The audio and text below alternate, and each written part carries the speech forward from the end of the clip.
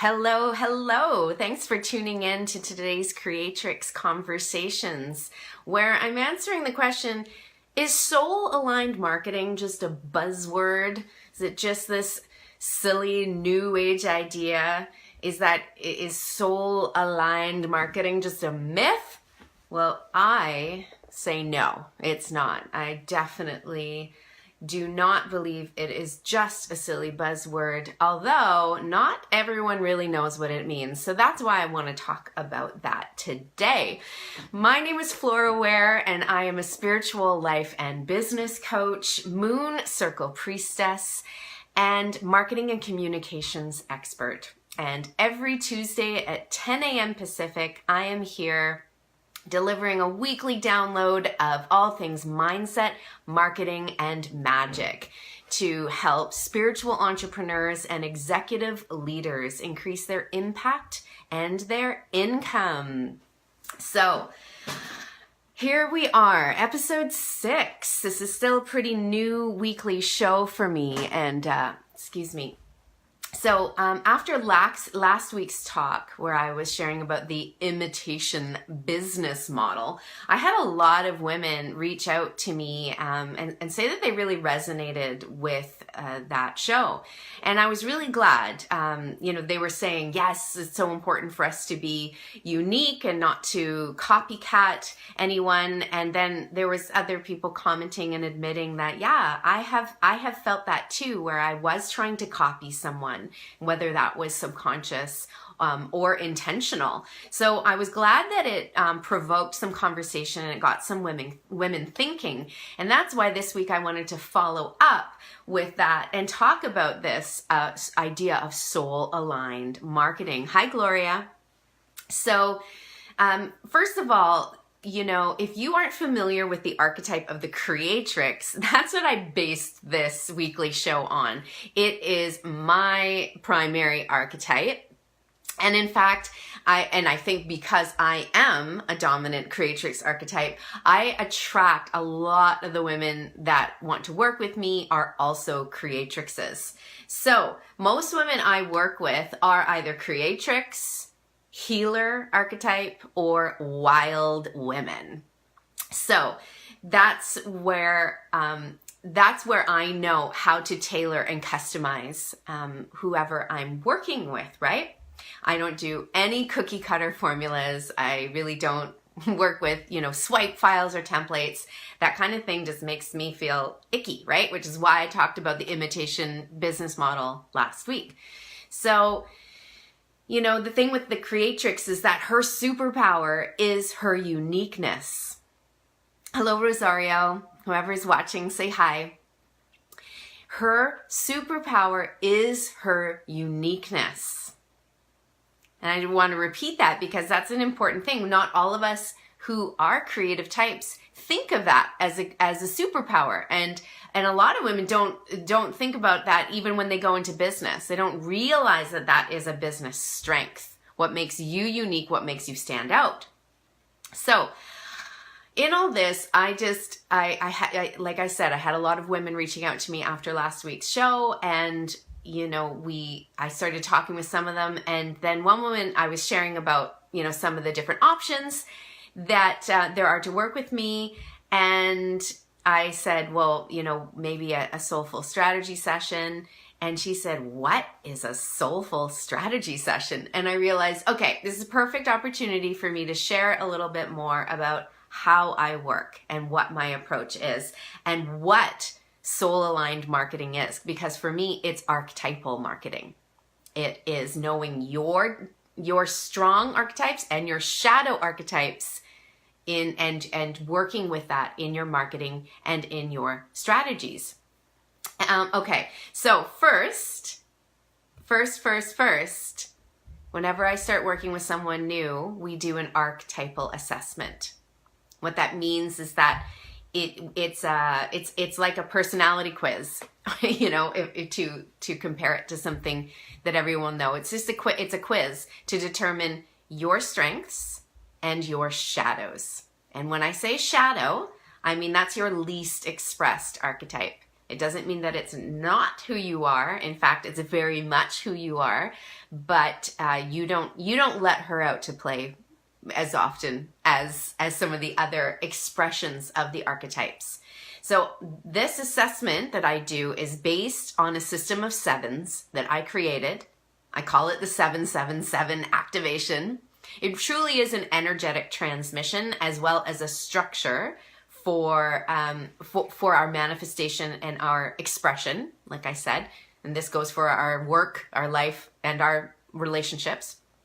So we do the assessment, we determine the 777 relates to the 7 primary feminine archetypes, correlated to our 7 chakra centers, and they each embody a goddess gift of feminine leadership.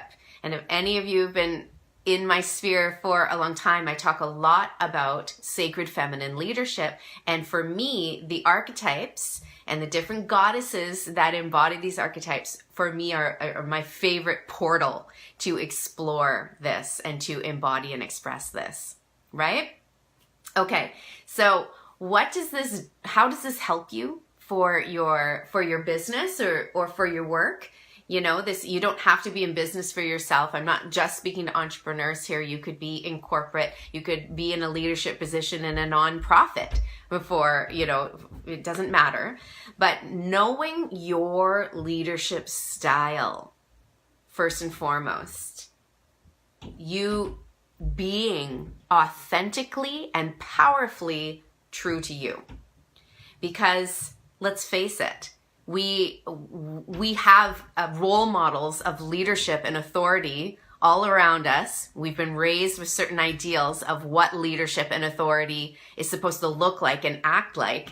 And I'm willing to bet that most of those role models, or that idea that you have about what a leader looks like and is supposed to act like, or that relationship to power and authority, isn't something that you want to emulate. Can I get some likes or some hearts on that, right? Most of our role models for leadership and authority are nowhere at all what we want to embody. Hi, Courtney. Yeah, no problem.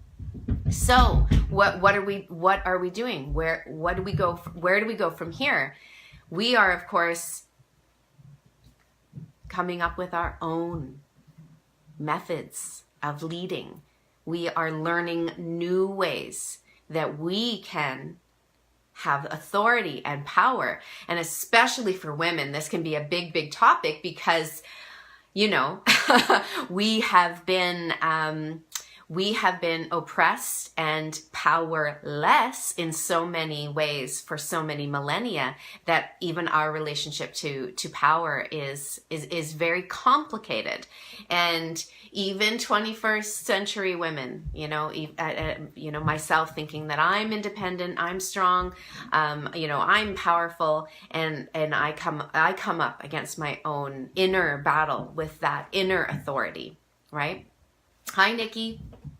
Okay, so that was the first one, is really knowing your leadership style, because we're all going to lead differently.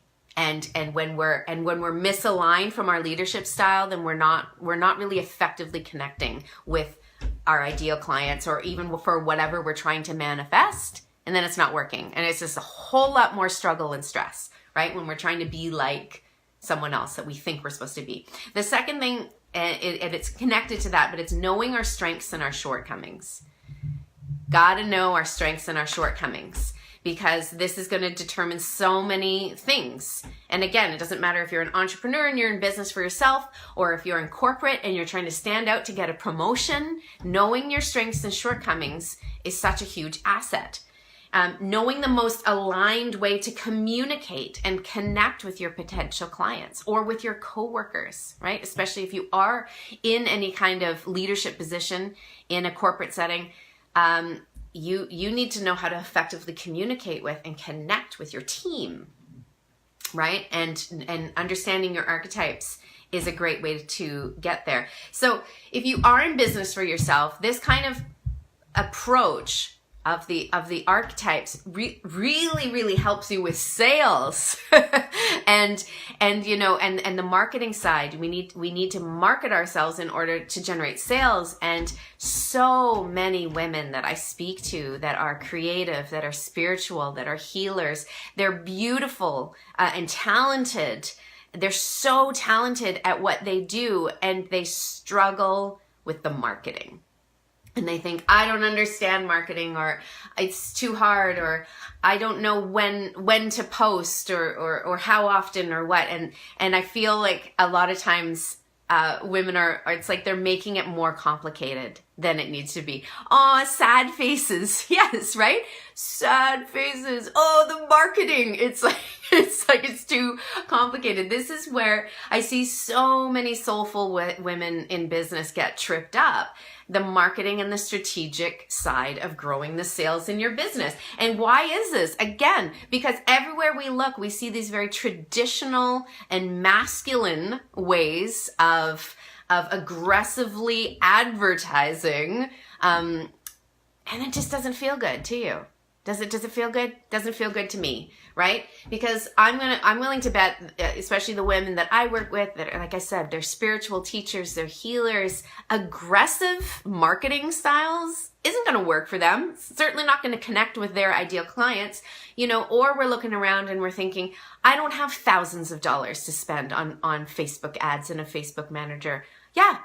You don't, and you don't need it. I am all about leveraging organic networks, organic outreach. I didn't pay for advertising for at least the full first year of my business. And even since then, only a few $100s here and there. You don't use that as an excuse that you don't have the advertising budget, because you don't need it. Masculine marketing has always been like the default, and I just can't wrap my head around it. Yeah, well, that's good, because you don't need it, and it's not going to connect you with the right people anyway. These outmoded ways of doing business are not the only way. They are not the only way. And so, I want to share, just as I'm wrapping up here, that with the archetypal approach that I take, you can sell and market yourself in a way that feels soul aligned. You can share and sell in a way that feels like service, because that is what so many of us are in business for, to be of service. And so don't forget that when you are selling what you do, you are being of service. And we sometimes need to compare what we're doing to something far more traditional. Like you wouldn't feel as complicated and weird about selling apple pies, right? It'd be like, hey, I made some awesome apple pies. Do you want some? You'd be so excited to share. And people would be like, yum, yes, I want some apple pie. But when it's like, oh, Robin, I'm going to use you as an example. Like, I do shamanic soul retrieval journeys. And like, oh, is that okay for me to share that? Someone going to think it's weird. Maybe someone doesn't understand that. Well, that's the thing. We just have a little bit more of a hurdle to maybe explain what it is that we do, because everyone's eaten apple pie, but not everyone's gone on a shamanic soul journey. But once you're able to connect with and communicate what you do and give them like a taste of an experience and have them feel into that, the energetics, your energy, right, being aligned with who you are and who you're talking to, then they feel you. They feel you, and they're like, yes, I need that shamanic soul journey just as much as I want a piece of apple pie right now. All right. Well, I hope this is making a bit of sense. And these Creatrix Conversations my intention is that these are short, digestible, impactful videos for you to help with your business. So if you're wanting to talk more about soul-aligned marketing and my archetypal approach, please reach out and book a complimentary Divinely Feminine discovery call where we get to chat about your business, talk about your goals and see if there's some areas that I can help with some strategy, some marketing tips, and also see if we are a good fit in working together, because I offer 3-hour strategy sessions for someone who's not quite ready to make a long-term commitment, and 6-month coaching mentorship programs. So reach out, book your complimentary discovery call with me. I want to talk to you. We can geek out on archetypes, talk shop for, about your business, and I look forward to connecting with you.